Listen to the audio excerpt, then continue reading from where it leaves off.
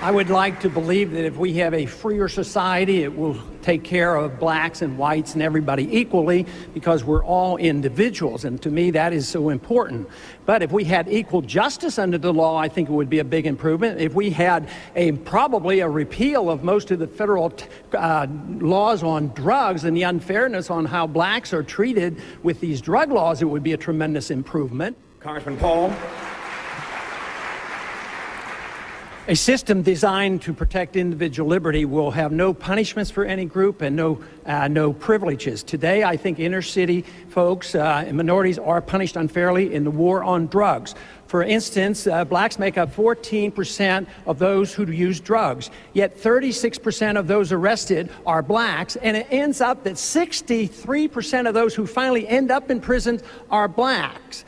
This has to change. We don't have to have more courts and more prisons. We need to repeal the whole war on drugs. It isn't working.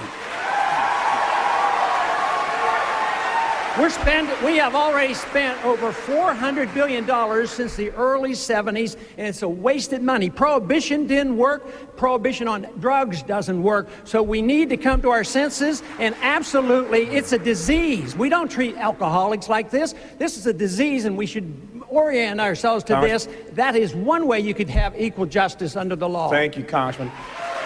The next question will be asked.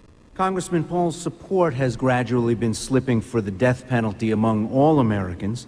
The Pew Forum on Religion and Public Life reports a large majority of whites still support capital punishment, while blacks and Latinos do not. Now, I know this is mostly a state function, but the president does appoint appellate judges and, of course, the highest appellate judges in the land, the Supreme Court justices who often review death penalty cases.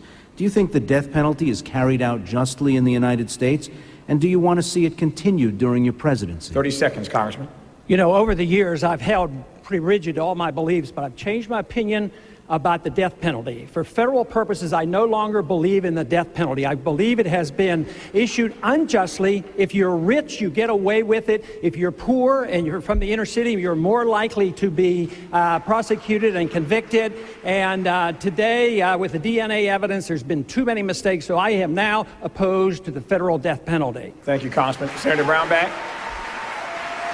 I'm not a racist. Matter of fact, Rosa Parks is one of my heroes. Martin Luther King is a hero because they practice the libertarian principle of civil disobedience, nonviolence. Libertarians are incapable of being a racist because racism is a collectivist idea. You see people in groups.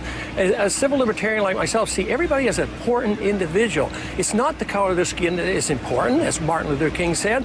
What is important is the character of the individual. You know what is really interesting, though, and this might be behind this, because I, as a Republican candidate, probably am getting the most number of black votes and black supporters, and now that has to be undermined. And I do this because I attack two wars that blacks are suffering from. One, the war overseas. In all wars, minorities suffer the most. So they join me in this position I have against the war in Iraq. And what about the war on drugs? What other candidate will stand up and fight in the can and say, I would pardon all blacks, all whites, everybody who are convicted for nonviolent drug acts and drug crimes? And this is where the real discrimination is. Let me finish this because I got to get my message back, because you put the other message out. Now, if you want to look for discrimination, it's in the judicial system. 14% of the inner city blacks commit drug crime. 67% of blacks are in prison. That's discrimination. That's the judicial code that I am attacking, and that is not racism. What I defend is the principle of libertarianism, where we never see people who belong to a group, and every individual is defended and protected because they're important in the individual, not because of their color of skin, but of their character. So I am the anti-racist because I am the only candidate, Republican or Democrat, who would protect the minority against these vicious drug laws.